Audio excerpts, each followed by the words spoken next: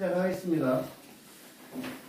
오늘은 수업 오기 전에 운명에 대해서 한번 말씀해드리고 싶어요. 어느 산에 신선이 살고 계셨습니다.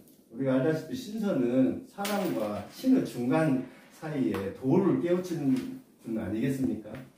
그런데 그 마을, 산 아래 마을에 있는 꼬마 아이가 참 영특해요. 근데 그 꼬마 아이가 신선을 한번 시험을 해보고 싶은 거예요. 그래서 손에다가 조그마한 손에 조그마한 새를 한 마리 딱 쥐고 신선한테 찾아갑니다. 만약에 내가 이 신선님께 이걸 물어가지고 이 새를 풀어주라 하면 죽일 것이고 또 죽이라 하면은 날려보낼 것이다. 이렇게 하고 이제 속으로 마음 먹고 신선을 찾아갔어요. 신선이 가가지고 신선한테 이제 얘기하는 거예요. 신선이 이걸 어떻게 해야 됩니까? 그러니까 신선이 한참 생각하더만은 이래요. 그 새는 너의 새의 생사는 너의 손에 달렸지 네 입에 달린 게 아니다. 그러니 이놈이 꼬마가 깜짝 놀래가지고 어찌 이렇게 신선님은 지혜로우신가요? 이렇게 했어요. 그래서 이제 이 꼬마가 수심이 가득 차 있어요. 그러니까 신선께서 꼬마한테 왜 그러니 너는? 우리 어머니가 어제 점을 치러 갔는데 제 손금이 너무 안 좋다고 합니다. 그래가지고 지금 어머니하고 저고 걱정을 너무 많이 해요. 그러니까 신선께서 야 이거 손 좀 줘봐라. 야, 손을 또 펴봐. 그러니까 거기 손에는 대충 4가지 선이 있다고 그러잖아요. 큰 선이 생명선, 뭐 사업선, 애정선, 뭐 이런 선이 있는 모양이죠. 이제 그리고 꼬마한테 그러면 손을 꼭 쥐어 이랬어요. 쥐고 다시 이게 그러면서 신선이 꼬마한테 그러는 거예요. 내 운명은 다른 사람의 입에 달린 게 아니라 네 손에 달렸다. 그래 한번 손을 펴봐. 그러니까 또 다시 쥐어봐. 그러니까 네 운명은 네가 알아서 하는 거야. 나무 입에 달린 게 아니다. 이렇게 이제 말을 하니까 이 꼬마가 정말 기분이 좋아졌잖아요. 그리고 신선이 이제 한 말씀 덧붙여요. 나도 네 나이 때는 너무 내가 좀 무둔했어. 그런데 내가 열심히 공부를 했단다. 공부를 해가지고 내가 이만큼의 지혜롭게 됐으니 내가 볼 때 너는 다른 쪽에 머리를 쓰지 말고 사람을 위해서 많은 생각을 하게 되면 네가 앞으로 큰 사람이 될 거다. 그 말을 믿고 꼬마는 열심히 정진해서 큰 고위직까지 올랐다는 그런 고사성을 제가 오늘 말씀드립니다. 그러니까 이거는 뭐냐면 어떤 운명도 자기가 개척하는 것이다. 예, 어떤 다른 사람 입에 의해서 내가 움직여지는 사람이 된다 하면은 정말 비참하잖아요. 예, 그래서 앞으로 우리 선생님들께서도 본인의 시 쓰는데 그런 것을 더 증진시키기 위해서는 본인이 많이 노력을 해야 된다. 그런 말씀 드리고 싶네요. 그리고 사실은 오늘은 제가 시집을 하나 가지고 왔습니다. 이 시집을 가지고 왔는데 제가 올 1월 달에 꽃 향기유 밀서라고 제가 꽃 시집을 발간했어요. 그래가지고 호응이 좋아서 몇 쇄를 더 찍었습니다. 그러자 2월 달에 코로나19가 세상을 덮치고 말았어요. 그러니까 이 코로나 때문에 모든 사람의 표정이라든지 이게 마스크 안에 갇혀버리고 마른 거예요.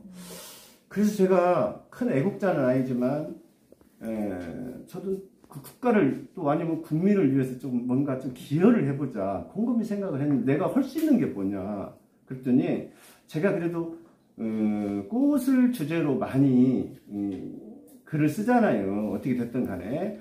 그래서 꽃을 주면 사람들 마음 좀 풀어지지 않을까.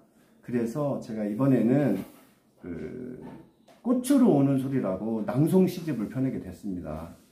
왜 그러냐면 꽃 향기에 비해서는 지면을 통해서만 볼 수가 있지만은 이 꽃으로 오는 소리는 낭송가님들이라든지 여기 계신 선생님들 또 많은 그 분들이 애송해 주시면은 많이 국민들이 좋아하지 않을까 이런 마음으로 제가 꽃으로 오는 소리 오늘 그 수업 전에 그 홍보를 하려고 가져왔으니까 선생님들도 많이 홍보해 주시고 또 이거를 그 영상을 보시는 선생님들께서도 좀 많이 그 관심을 갖고 낭송해 주시면 감사하겠다는 말씀 드리려고 이렇게 갖고 나왔습니다. 아시겠죠? 네. 네. 자, 그러면은 오늘은 이제 벌써 9강이네요. 9강인데 이제 그 익숙한 것을 버리자. 또 익숙한 것을 버리되 좀 파격적으로 뭔가 해야 되겠다. 그래서 그 9강을 그 주제에 대해서 9강을 진행하겠습니다. 첫 번째는요, 익숙하다고 느끼는 것은 이미 누가 다 써먹은 것이다.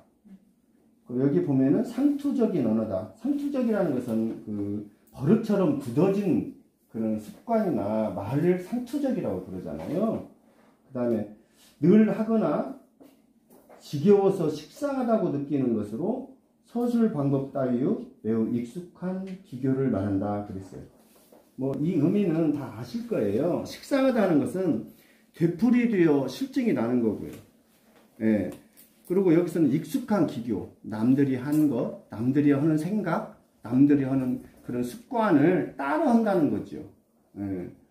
어찌 보면 우리는 어떤 그 선인들의 어떤 모방, 그 자취를 따라가는 경향이 많이 있어요.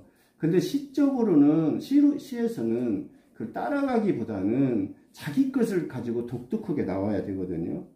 그러려면 어떻게 해야 되느냐. 그 매너리즘, 한마디로 해서 틀에 박힌 태도나 이런 것들을 매너리즘이라고 하잖아요. 태도나 방식을. 이거를 독창성을 잊어버렸으니까 그 독창성을 가지고 창의적으로 그 시적으로 또 시적으로 또 창의적이라는 말은 시적이라는 말이거든요. 시적으로 이 어떻게 표현할 것인가 이런 것들에 대해서 많이 고민을 해봐야 돼요. 그래서 글쓰기 위해서는 어찌 보면은 그 타인의 입이나 삶에서 벗어나지 못하면은 결코 내가 될 수 없다는 거예요. 그러니까 특히 시는 그렇습니다. 시는 다른 수필이나 다른 인문학적 글과는 좀 달라서요. 독특한 자기만의 가지고 있는 그게 있어야 돼요. 그게 없으면은 정말 시 쓰기가 어렵습니다. 그런데 여기 이제 그 시를 이제 가지고 나왔거든요. 아주 좀 쉬운 시와 좀 우리가 좀 생각해야 될 시가 있거든요. 그래서 쉬운 시. 그런데 이런 정도 가지고는 이미 이제 감동 주기가 어려워요.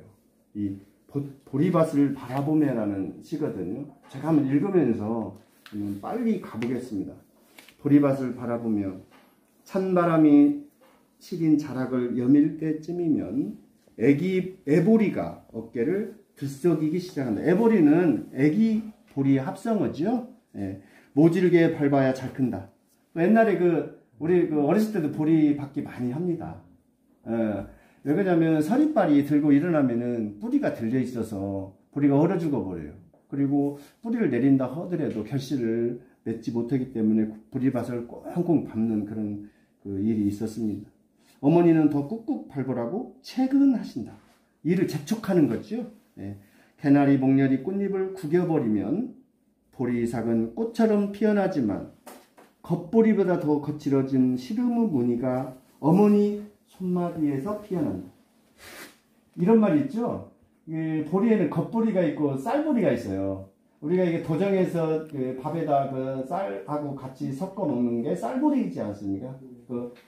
찰보리라고도 그러죠. 근데 겉보리는 껍질이 탈곡을 해도 껍질이 안 벗겨지는 그 보리인데 그거는 엿기름을 만들 때 많이 써요. 엿기름용이라고 보면 됩니다. 뜨거운 심장에서 허울리기만 하시던 한숨 소리는 말씀으로 익히지 못하고 허기진 보리단을 묶으시던 어머니는 당신의 눈물도 함께 묶으셨다.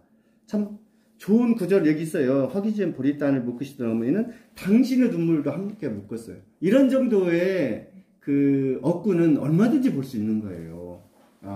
그러니까 우리는 이런 억구에 머무르면 글쓰기가 좀 퇴보할 수 있어요. 그러면 이 고도고 이시하고 대비되는 시를 한번 바지랑 때인데요. 우리 강금혁 선생님께서 낭독해 드리겠습니다. 바지랑 때 이명숙. 너 그거 아니? 온몸에 허연 비늘이 푸석푸석 일어나던 계절. 세상이 온통 꽝꽝 얼어버린 날. 우린 무작정 엄마에게 매달렸다. 어린 것들은 당신이 말려야 할 젖은 빨래였다. 가녀린 두 어깨로 나부대는 슬픔을 지탱하셨다. 그 겨울의 빨래, 줄에 늘자 말자 얼어버리는 대책 없는 뻣뻣함이라.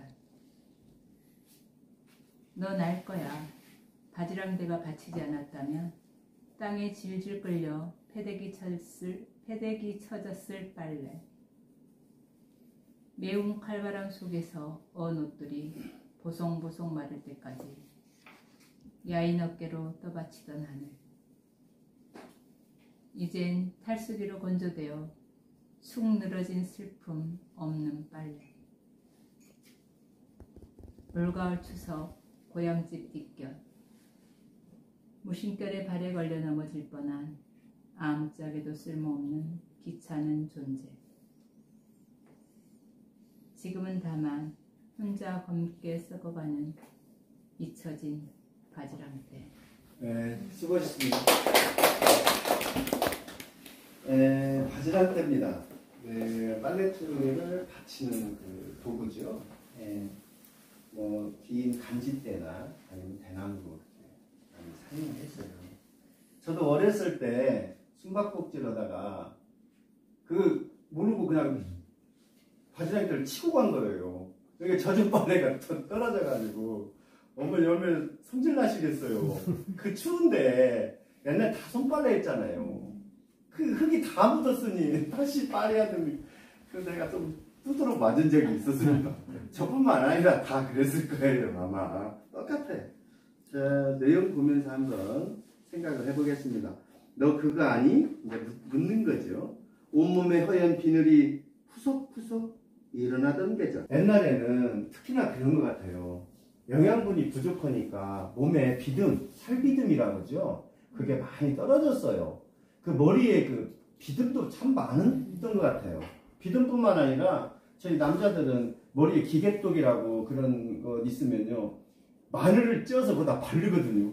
얼마나 샤라운지 몰라요. 말도 못하게 샤라워요. 예, 군데 지가 파먹었어요. 그래가지고 지금은 이제 그런 이제 기계충이라는 그게 없어요. 근데 옛날 저 어렸을 때 보면은 그 살비듬 같은 것이 영양 부족으로 이렇게 떨어지는 것 같았어요. 그런지 그거를 지금 처음에 이제 그 시로 가지고 나왔습니다. 세상에 온통 꽝꽝 얼어버린 날. 넘기겠습니다. 우린 무작정 엄마에게 매달렸다. 지금 엄마에게 매달린 것은 이 어린 아이도 기지만 지금 빨래를 갖고 얘기하는 거예요. 어린 것들은 당신이 말려야 할 젖은 빨래였다. 말린다는 뜻은 우리가 바지락대에다가 그 빨래를 말리는 것도 있지만 우리 일상생활에서 어린 애들을 어머니가 건사한다는 그런 뜻이겠죠. 가녀린 두 어깨. 이 어머니 어깨입니다. 나부대는 슬픔을 지탱하셨다. 나부된다는 것은 얌전히 있지 못하고 저처럼 철랑철랑 어렸을 때 그랬던 거지요. 그러니까 지금 보면은 어린애들은 에너지가 용수숨친다네요. 그래서 한동안도 가만히 있지를 못한대요. 가만히 있는 애들이 오히려 잘못된 거랍니다. 그래서 이제 애들은 자꾸 움직여야 된대요. 그 조건이 그렇게 신체 구조가 된 것 같아요. 그 겨울의 빨래. 줄에 널자 말자 얼어버리는 대책 없는 뻣뻣함이란 이랬어요. 줄에 널자 말자 뻣뻣이 얼잖아요. 그럼 저희가 꼭 그걸 해봐요. 이게 얼은 것을 이렇게 꼭 잡쳐보기도 하고 그러면 거기에 그 흠집이 나고 그랬습니다. 끊어지기도 해요. 예, 끊어지기도 했던 그런 기억이 납니다. 너나 할 거야 바지랑 떼가 받치지 않았다면 땅에 질질 끌려 패대기 쳐졌을 빨래. 패대기 치다. 그러니까 마음이 못마땅해서 세차게 집어 던진다 그거죠. 패대기 치는 거예요. 그러니까 이 세상에서 내쳐졌다 이 말이에요. 내가 너를 빨래투자에 널듯이 잘 건사하지 않았으면 너는 나의 아이지만 이 세상에서 내쳐졌다 그 말입니다. 매운 칼바람 속에서 언 옷들이 보송 바를 때까지 야인 어깨로 떠받치던 하늘이 있어요. 위에는 가련인 두 어깨고 아래는 야인 어깨로 왔어요. 굳이 이거를 중국에서 쓸 필요는 없는데 이게 썼습니다. 떠받치다 이거 좀 알아볼 필요가 있어요. 여기서 떠받치는 것은 위로 받쳐서 버티는 것을 떠받치는 거고요. 그 다음에 희다가 있어요. 이것은 다른 것이 나를 받아버리는 거예요. 그러니까 제가 차를 몰고 갔는데 다른 차가 와서 나를 희다 하는 거예요. 이젠 탈수기로 건조되어 축 늘어진 슬픔 없는 빨래. 그래 여기서 슬픔이라는 걸 좀 알 필요가 있어요. 여기서 왜 꼭 슬픔이라고 넣어놨는지. 왜 그러냐면 손으로 언손으로 빨래해서 그걸 짜서 널어서 또 이제 그 아이들을 키우는 거예요. 그렇게 진짜 어렵게 키우는 그런 그 모습을 슬픔이라고 표현한 거죠. 네. 넣어도 되고 안 넣어도 됩니다. 올 가을 추석 고향집 뒷결 무심결에 발에 걸려 넘어질 뻔한 아무짝에도 쓸모없는 귀찮은 존재. 지금은 다만 혼자 검게 썩어가는 잊혀진 바지랑떼이겠습니다. 혼자 검게 썩어가는, 그러니까 어머니의 모습이죠. 지금 우리 어머니 지금 병에 걸리셨는지 아니면 병원에 계시는지 아니면 돌아가셨던지. 근데 저는 이 구절이 좀 마음에 걸려요. 아무짝에도 쓸모없는 귀찮은 존재. 이 구절은 좀 뺐으면 좋겠어요. 아무리 어머니가 쓸모없었다 해도 아무짝에도 쓸모없다고 이렇게 좀 표현하신 것은 좀 시적으로는 괜찮을지 모르지만 제 심중적으로는 우리 어머니나 아버지들이 이렇게 되지 않았으면 좋겠습니다. 지금 핵가족 시대에서 더구나 가족의 중요성이 대두되고 있거든요. 그렇기 때문에 우리가 그 부모님 아무짝에도 쓸모없다 하면은 아무래도 가슴 아파요. 그래서 저는 이 구절을 빼도 충분히 바지랑떼에 대한 시, 또 그 바지랑떼가 또 어머니였다는 그런 시상을 충분히 우리가 느끼고 감상할 수 있었습니다. 자, 여기까지 한번 보고요. 이제 구태의연한 소재. 요걸 좀 버려야 되죠. 그러니까 구닥다리거나 보잘것없는 것들이죠. 그러니까 구닥다리나 보잘것없는 것들이 고정관념이라고 생각하시면 돼요. 그래서 현재와 미래와 그 미래의 트렌드가 드는 말, 현재의 미래를 견인할 수 있는 말이 무엇인지 좀 시인들은 좀 생각할 필요가 있다. 시인뿐만 아니라 글을 쓰시는 분들은 선도해야 할 입장이거든요. 그러니까 남이 쓴 것도 좋지만 본인이 좀 개발을 해서 그거를 시적으로 좀 승화시켰으면 좋겠다. 그렇게 말씀드리고 싶었습니다. 발전하거나 진보되지 않고 예전의 묵은 모습을 그대로 말하는 것을 구태의연이다 그러거든요. 그러니까 변화하는 시대를 따라가지 못하고 있는 상황에서 쓸 수 있는 말이에요. 이 말은 사전적 의미와는 다르게 사실은 구태의연하다는 그 말 속에 부정적인 그 말이 들어 있습니다. 이미. 너는 왜 이렇게 구태의연하냐 이런 말을 정말 안 들어야 되잖아요. 부정적인 말입니다. 그래서 여기서도 두 가지의 시를 놓고 보겠습니다. 구태의연하게 생각해서 쓴 시를 한번 읽어보겠습니다. 순백의 사랑입니다. 순백의 사랑. 좀 제목부터 좀 진부하잖아요. 맑고 청량한 강가에 앉아 옛날을 회생한다. 솟구치로 전해오는 풋풋한 풀내음 속에 아련히 떠오르는 그대와 나의 순백의 사랑, 하얗게 피어오르는 핑크빛 설레임, 해맑은 청춘은 아리따운 추억만 남긴 채 멀리 흘러가 버리고 만세월 이랬거든요. 이것도 유명 시인이 쓰는 시예요. 네, 그분 그 성함은 밝히지 않았습니다. 근데 정말 뭐 생각할 수 있는 것이 별로 없잖아요. 이 정도 써가지고 어떻게 감동할 수 있겠습니까? 설레임이라는 말 한번 짚고 넘어가겠습니다. 원래 설레임이라는 말은 없어요. 원래 없어요. 설렘입니다. 설렘인데 설레임을 어느 제과 회사에서 눈설자, 올레자, 그리고 이제 물뿌리를 임자로 해서 설레임 이렇게 만들어서 설레임이라는 그 상호를 만드는 거예요. 상호를 만들었는데 마치 저희가 정말 이 설렘처럼 뭔가 마음이 막 움직여서 이렇게 하는 것처럼 이렇게 쓰는 분들이 많이 있거든요. 원래 설레임은 없습니다. 예. 그리고 이제 여기서 아리따운이는 그 마음씨가 콕콕 착한 거죠. 이런 정도만 하고 이 시는 넘어가겠습니다. 자, 그러면은 이 시하고 대조되는 아주 좋은 시를 한번 그 탈출기인데요. 문영미 선생님께서 낭독해 드리겠습니다. 탈출기 권상진. 악수는 시간의 물살에서 서로를 건지는 유일한 방법. 치매병동 입원실 침대맡에서 처음 뵙겠습니다. 손 내미시는 아버지. 죽음의 미행을 직감한 듯 떨리는 손을 아들이라고 합니다. 초면의 조력자가 덥석 손을 잡는다.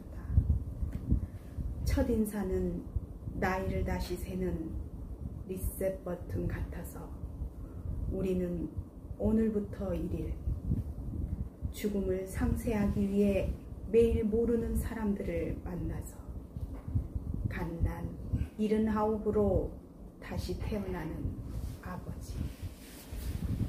질량을 잃어버린 행성처럼 멀어져가는 기억을 날마다 새로운 표정으로 듣고 있는 가족들. 낯익은 이들의 방문이 잦을수록 삶은 자꾸 멀어지고 더는 낯선 이를 만날 수 없는 날 죽음은 번짐처럼 온다. 문을 사이에 두고 증표처럼 인사를 나눠 가질 때 또 만나요. 헤어짐은 언제나 여지를 남기지만 다시 올게요. 나는 영원한 이별을 알아듣는다. 오, 멋집니다. 제 시 좀 많이 낭송 좀 해주십시오. 아주 좋은 시입니다. 좀 어렵기도 하고 뭔가 생각하게 해요. 그 치매에 걸린 아버지를 만나는 어떤 또 아버지를 만나서 아버지하고 헤어지는 그런 장면을 쭉 써놨어요. 많이 생각하게 하잖아요. 그래서 이 시가 얼마나 좋은지 탈출기를 읽으면서 한번 선생님들로 감상해 보겠습니다. 악수는 시간의 물살에서 서로를 건지는 유일한 방법이랬습니다. 악수라는 것은 우리가 그 가장 일반화된 비즈니스잖아요. 서로 간의 비즈니스입니다. 근데 제가 이런 걸 많이 느껴요. 어떤 분들하고 초면에 만나거나 또 구면에 만나면 어떤 분들은 손에 힘을 주고 당신 정말 반갑다 이렇게 하면서 그 악수를 하시는 분들이 있어요. 근데 손만 내밀어 놓고 손에 힘을 하나도 안 주고 저보고 쥐라고 하는지 그냥 이렇게만 하는 사람이 있어요. 다시는 그분하고 악수하기 싫어요. 정말 성의 없어요.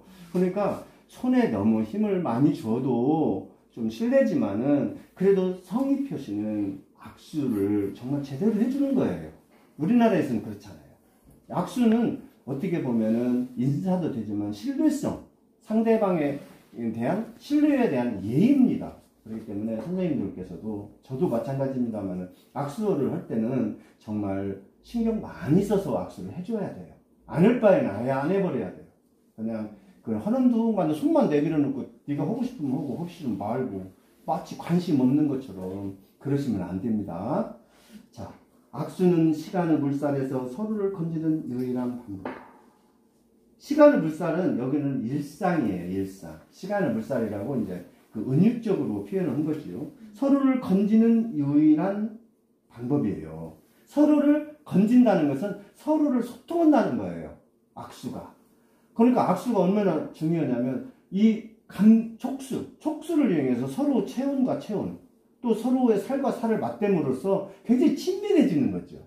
특히 남자들은 더 친밀해지려면 목욕탕 간다고 하잖아요. 예, 그렇듯이 그렇습니다. 서로를 건지는 유일한 방법은 서로 마음을 전하는 방법, 이렇게 할 수도 있습니다. 치매병동 입원실 침대 맡에서, 그러니까 그 치매병동이 있는 모양이에요. 아버지가 거기에 지금 그 화자의 아버지께서 거기에 지금 계시는가 봐요.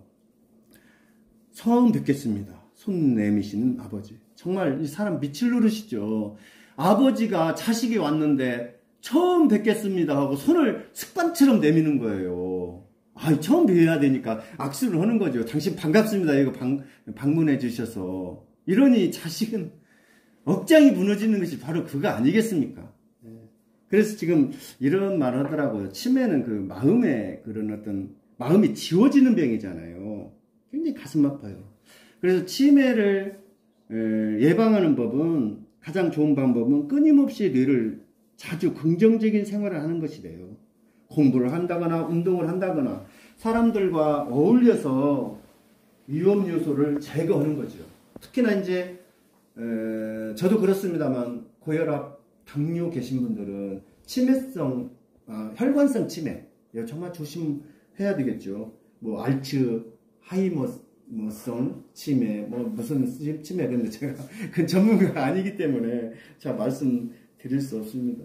근데 이제 건망증하고 치매하고는 완전히 틀리다고 그래요. 저도 이런 경험이 있었어요. 제가 휴대폰을 이렇게 들고 전화를 하고 있잖아요. 그러면 그 사람한테 그런 거예요. 너 당신 지금 뭐 하고 있어? 그러면은 나 지금 휴대폰 찾고 있어. 이럴 때가 있었어요. 저도 깜짝 놀랐습니다. 깜짝 이게 뭔 일이지 이게? 그러니까 보면 다른 사람들 그잖아요. 여기 주부님들 또 우리 뭐 원장님 뭐 다 지체 높으신 분들 다 앉아 계시지만은 예를 들면 냉장고 앞에 가가지고 그냥 돌아오시는 경우 많죠. 예? 그럼 내가 몰라 여기 왔지? 현관에 가서 왔어요. 분명히 몰라 내가 여기 왔지? 자동차 일수를 놓고 가갖고 자동차에 키를 열으려고 하니까 자동차 열 수가 없는 거예요. 그럼 다시 와요. 그럼 또 다시 가요. 또 왜 왔지? 또 가서 자동차까지를 가요. 그래서 자동차까지 가는 것 때문에 치매가 아니랍니다. 아시겠죠? 잃어버리는 것은 상관이 없는데 자동차까지 다시 가잖아요. 어떻게 됐든 간에 그 목적을 위해서 갔는데 열쇠를 가지러 몇 번 왔다 갔다 하는 거예요. 그래도 그걸 갖고 치매라고는 않는데 그거는 치매 전문 그 기관에 가서 조사를 해봐야 된다고 해요. 요즘은 젊은 사람들도 치매가 있다고 저도 치매 보험도 들었습니다. 어쩔 수 없어요.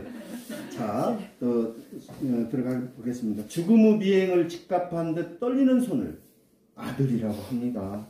초면의 조력자가 덥석 손을 잡는다. 죽음 후 미행. 그러니까 죽음 후 미행한다는 건 뒤를 쫓는 거잖아요. 지금 죽음을 향해서 가고 있어요. 아버지가. 떨리는 손을 이렇게 내미는 거예요. 아들이라고 합니다. 해도 초면의 조력자가 덥석 손을 잡는다. 초면이라는 건 처음 보는 사람이고 조력자는 도와주는 사람이잖아요. 근데 여기서는 아들일 수도 있고 간병인일 수도 있어요. 근데도 모르는 거죠. 도대체가 어떤 상황인지를. 얼마나 가슴 아파요. 첫 인사는 나이를 다시 세는 리셋 버튼 같아서 우리는 오늘부터 1일, 이 귀절이 아주 중요한 귀절입니다. 우리 여기 휴대폰에 보면 다시 켜기 있잖아요. 그게 리셋 버튼이에요. 살아있을 다시 죽여가지고 그 어떤 상황을 다시 살리는 거거든요. 리셋이라는 것은 리셋 버튼. 그 컴퓨터에도 있고요. 휴대폰은 다시 켜기 있어요. 다시 켜기. 완전 죽이는 건 아닙니다. 그거를 리셋 버튼이라고 그러는데 첫 인사는 나이를 다시 세는 거예요. 그래서 우리는 오늘부터 처음 만난 분은 그 아버지는 오늘 처음 만나잖아요. 그분하고는 1일이 된 거예요. 네, 1일. 처음 만나기 때문에. 이게 얼마나 가슴 아파요. 죽음을 상쇄하기 위해 매일 모르는 사람들을 만나서 갓난 79으로 다시 태어난 아버지. 상쇄한다는 것은 뭔가 무엇을 맞바꾸는 거예요. 내가 당신한테 90원을 예를 들면 받을 것이 있고 당신은 나한테 80원을 받을 수 있으니까 90원, 80원씩 서로 상쇄하는 거죠. 예. 죽음을 상쇄하는 거예요. 매일 모르는 사람들을 만나요. 그러니까 아버지는 매일 모르는 사람만 만나는 거예요. 매일같이 매 시간. 예. 갓 79. 그 아버지가 갓 79이니까 79이 한 살이라는 거예요. 갓이라는 말에 갓난 79이잖아요. 그러니까 한 살. 예. 아버지는 항시 한 살이에요. 갓난 아이처럼. 질량을 잃어버린 행성처럼 멀어져가는 기억을 날마다 새로운 표정으로 듣고 있는 가족들. 질량을 잊어버렸다는 것은 그간의 어떤 삶이나 과정을 다 지워버렸다는 거예요, 지금.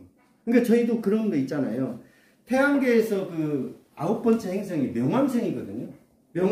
명왕성인데 질량이 작아서 그 2006년도에 그 전체 과학자들이 그거를 행성에서 제외시켰어요. 그러니까 제외시킨다는 것은 이 세상에 없어져 버린다는 거예요. 이제 아버지가 이 세상에서 서서히 이 세상을 저버리는 시간이 돌아오고 있죠. 예. 여기 암시를 하고 있는 거예요. 이처럼 씨가 좋아요. 암시를 하고 있어요. 지금 아버지가 돌아가신다는 것을. 낯익은 이들의 방문이 잦을수록 삶은 자꾸 벌어져요. 맞죠? 낯익은 그 사람들이 이제 아버지가 이제 치매 걸리고 연로하셔서 많이 못 살겠다. 평균하는 자주 동네 사람들도 오고 그간에 알고 있는 사람들도 자꾸 찾아오는 거잖아요. 그렇게 되면은 이미 모든 사람이 직감을 하게 돼 있어요. 더는 낯선 이를 만날 수 없는 날. 죽음은 번짐처럼 온다. 참 가슴 아프네요. 그러니까 번짐이라는 건 뭐냐면 물감이 번지다. 슬픔이 번지다. 원래 번짐에는 미학이 있어요. 미학, 아름다움이 있는데 그러나 이 번짐은 단절의 고통을 겪어야 하는 극한의 슬픔이 빠지는 겁니다. 예. 영원한 이별이죠. 좀 있으면 나오겠습니다만 영원한 이별이에요. 눈을 사이에 두고 중표처럼 인사를 서로 나눠 가져요. 이제 언제나 볼까. 병문 안 마치고 문 안 마치고 병실 문을 나서는 거죠. 이제는 이제 저 영감 못 보겠네. 아, 저 친구 못 보겠네. 이제 이렇게 하면서 눈물을 훔치면서 서로 헤어지는 거죠. 그렇지만 아버지는 그걸 아무것도 모르잖아요. 갓 한 살인데 어떻게 알겠어요. 인지 능력이 없는 거죠. 또 만나요. 헤어짐은 언제나 여지를 남기지만 여지라는 것은 현실화될 가능성을 갖고 있는 거예요. 항시 뭔가 풀어질 가능성을 가지고 있는 거예요. 여지인데 그 여지도 이제 그것마저 없는 거죠. 다시 올게요. 나는 영원한 이별을 알아듣는다. 이랬습니다. 참 슬프네요. 헤어짐은 만남을 전제로 하지만 이 헤어짐은 절대 만날 수 없는 영혼의 이별을 얘기하는 겁니다. 그러니까 여기 탈출기는 성경에서 말하면 애굽이 있죠. 엑소더스라고 그래요. 40년을 사람 만들기 위해서 40년을 뺑뺑이 돌리다가 탈출을 시키잖아요. 여기서는 뭐냐면 이 탈출이라는 것은 죽음으로 치매를 탈출하는 겁니다. 그래서 얼마나 기분이 안 좋아요.